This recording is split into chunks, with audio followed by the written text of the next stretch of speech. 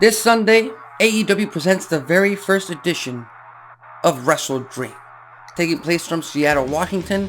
10 matches on the card, and of course, it is going to be headlined by the match that people, AEW and wrestling fans in their entirety, have been waiting for over 12 months at this point. Because if I'm not mistaken, this match between Bryan Danielson, who's pretty much going to be in his hometown, or pretty damn near his hometown of Aberdeen, Washington. Bryan Danielson facing off against Zack Sabre Jr. And I think, if I'm not mistaken again, this match was scheduled like a year and a half ago to take place. Danielson unfortunately got injured, so Sabre Jr. had to go ahead and face off against Orange Cassidy. So I have no doubt in my mind that this match, Danielson, Sabre Jr., is the dream match for this pay-per-view. And it should end the show. It should be the main event. Now, who's going to walk out with the win? That's a little bit tricky. Because again, it's an AEW pay-per-view, and Zack Sabre Jr. is the present and the future of professional wrestling, in my opinion. Again, even if you pair him up with Bryan Danielson, with the American Dragon, Danielson is pretty damn near the end of his career. He said that himself in multiple interviews. So again, that's why it's a little bit tricky. And on Zack Sabre's side of things, he's not really a part of AEW TV too much. He's not a part of any North American pro wrestling company. So putting him over in lieu of Danielson, or over Danielson as a matter of fact, doesn't really do much for AEW's product as a whole. Unless they already signed Zack Sabre Jr. to a contract. But for right now, for this match, Danielson, Sabre Jr., Seattle, Washington, very first edition of WrestleDream, I have to give the win to the American Dragon, Bryan Danielson, in what could, I'm hoping, will be a technical masterpiece and one of the matches of the year. So with that said, I'm going with Danielson here. Danielson with the win right here against Zack Sabre Jr., but anything can happen. They might give it to Zack Sabre Jr., and they might announce that Zack Sabre Jr. is finally all elite. We'll just have to wait and see.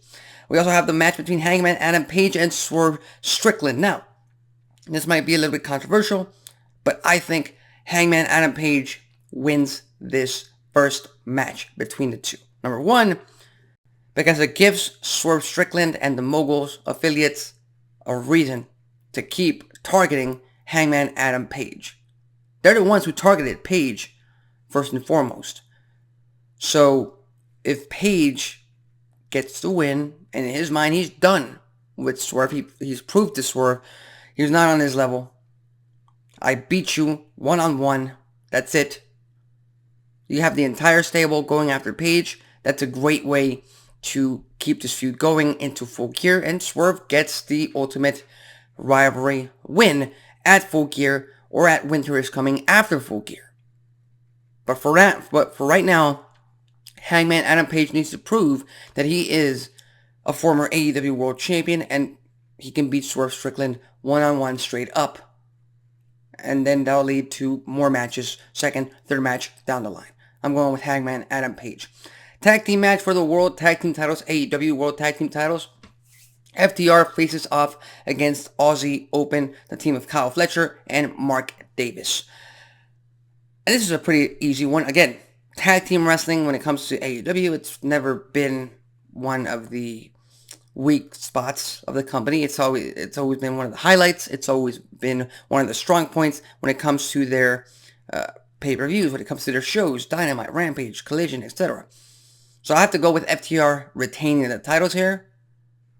Aussie Open, they're going to put up a good fight, but it's not the time to take the titles off of FTR, in my opinion.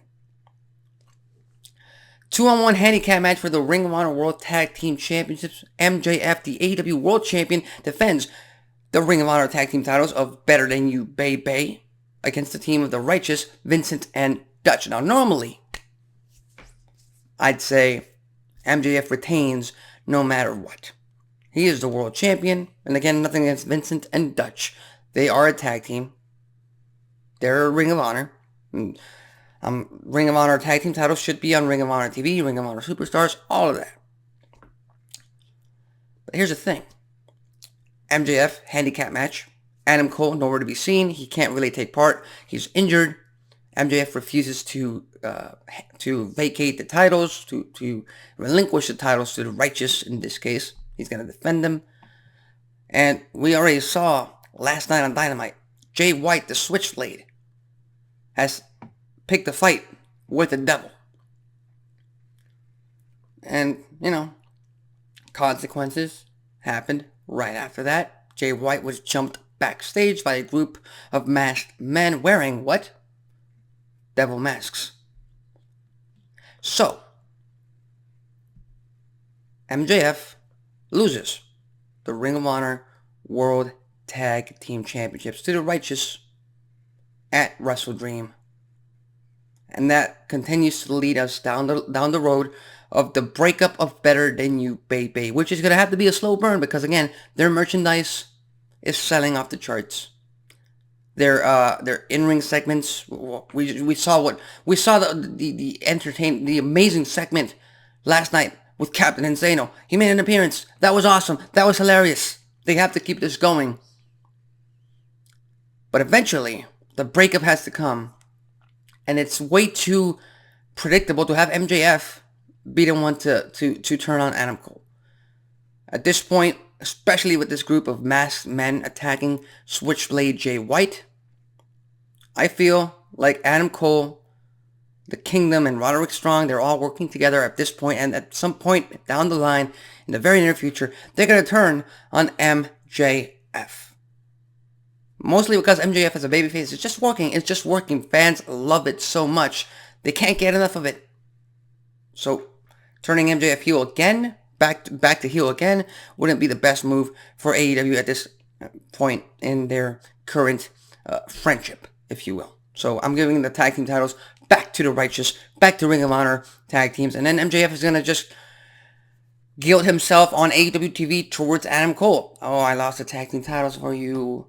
I'm so sorry, all of that crap. That's going to lead eventually to Adam Cole turning heel and turning on the devil. 6-man tag team match. Chris Jericho and the Golden Elite, Kenny Omega and Kota Ibushi against the Don Callis family, Takeshita, Will Ospreay, and Sammy Guevara. 6-man tag team match.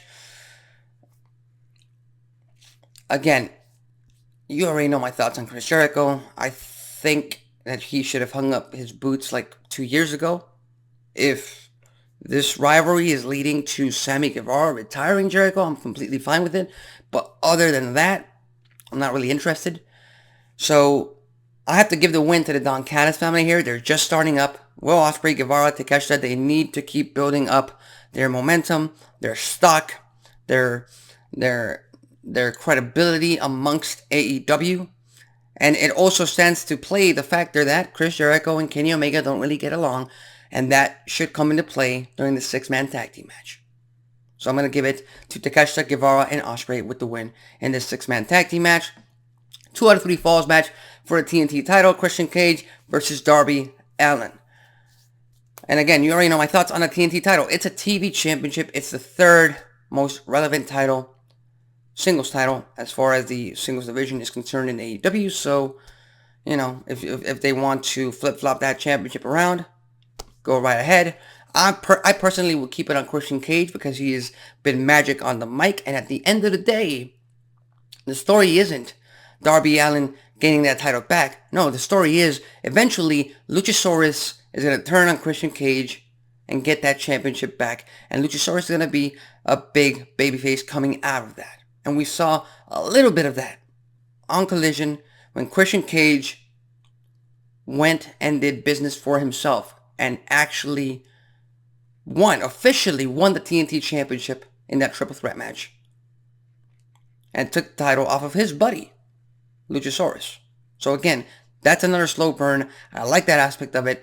So if we're going to continue to keep building on that, Christian Cage needs to remain champion hands down. Singles match for the Ring of Honor World Championship and the New Japan Pro Wrestling Strong Openweight title. Eddie Kingston against Katsuyori Shibata. This is an easy one. Kingston just won the titles, and if this was just for the Strong Openweight Championship, I would give it. I would completely have Katsuyori Shibata win this championship. He would absolutely beat Kingston. But the fact that this match is for both titles, that Kingston just won a week and a half ago, once we get to WrestleDream, that's going to be a week and a half prior, I gotta give it to Kingston. Kingston's going to win this match. Hard fought. He's going to put up a great fight.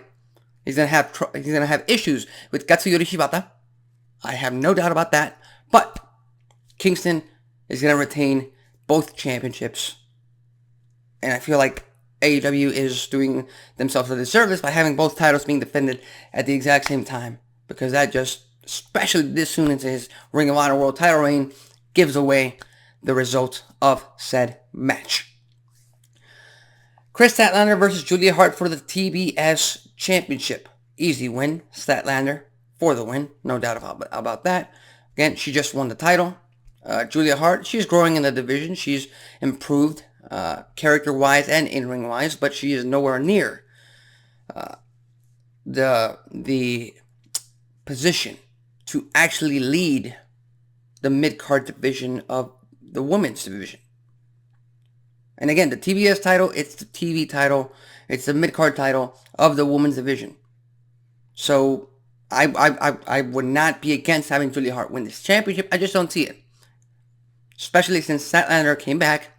She's been TBS champion for a few months now. She beat Jade Cargill on her way out, and then having her lose right away to Julia Hart, lose that title to Julia Hart, kind of devalues the fact that she not only ended Jade Cargill's historic undefeated streak in AEW, but she also beat her in her last match with All Elite Wrestling. So Chris Statlander for the win. She retains the TBS title. And down the line, maybe next year, Julia Hart is finally in a better position to win this TBS championship. We have a 4-way tag team match for our future World Tag Team titles. And again, this is the main reason why I'm having FTR retain the championships at WrestleDream. Because we have the Young Bucks, we have the Guns, we have the Lucha Brothers, and we have the team of Orange Cassidy and Hook. Again, Cassidy, Hook, match made in heaven when it comes to entertainment value, when it comes to backstage segments, when it comes to promos. These two working together, on the screen together, very similar, very reminiscent of what we saw with Hook and Danhausen like a year and a half ago. AEW is going to keep that going, again, because it's entertainment value. It is sports entertainment after all. I don't see Orange Cassidy and Hook winning unless they want to give FTR yet another easy month. You know what I mean. Transitional easy month for them to keep the titles going. Lucha Brothers, FTR, that might be the way to go. I think Lucha Brothers number one. I think that they have a bigger chance of winning this match, especially now that Rey Fenix is the international champion. That adds to their stock. That adds to their value. The Young Bucks at number 2.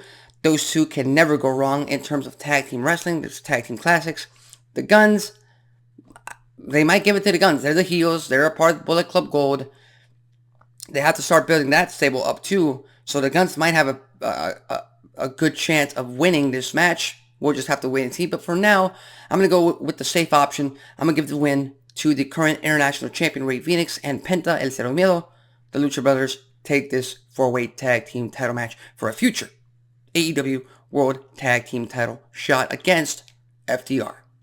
And finally, we have Absolute Ricky Starks facing off against Wheeler Yuta. And this match just has me scratching my head. Because again, okay, I don't mind Ricky Starks on my TV. I don't mind Ricky Starks on a pay-per-view. I want to see him wrestle. I want to see him on a mic. I want to see the spotlight on him every single time. He is Absolute Ricky Starks, baby. You gotta build around him. And he will elevate himself and everyone around him because he is just that damn good. And Collision is his show. Collision is now Absolute Ricky Starks' show. So again, Ricky Starks is going to get this win easy. And again, when I say easy, I don't mean like a squash. I don't mean like it's not going to be a competitive match. I mean like it's a no-brainer that Ricky Starks should win this match. All I'm saying is Ricky Starks is a heel. Wheeler Yuta is a part of a heel group in the BCC. The hell are we doing? Again, I don't mind having this match on the pay-per-view. I don't mind having Ricky Starks be a part of WrestleDream or any AEW show. As far as I'm concerned, put him on every single show. I'd love to see it. I just feel like this match does not make sense at all. Ricky Starks for the win. But overall, 10 matches, WrestleDream, very first edition. It seems like AEW is veering more into 12 pay-per-views a year, starting 2024. We'll see how that works. For now, as far as the wrestling quality of their broadcasts, of their shows, that almost never fails. 90% of chance that AEW always delivers when it comes to the in-ring product. They have to work on their storylines. They have to work on their character progression. That's just little nitpicks I have here and there. But overall, October 1st, Seattle, Washington, WrestleDream. Can't wait. We gotta all be watching. And again, if you have different thoughts, different predictions on who walks out with what titles, who walks out with the wins this upcoming weekend for WrestleDream, leave it in the comment section below. As far as today's concerned, tune in later on tonight to Access TV for another episode of Impact Wrestling. I'm Alexis Carrillo. This has been Wrestling Talk, and I'll see you next time.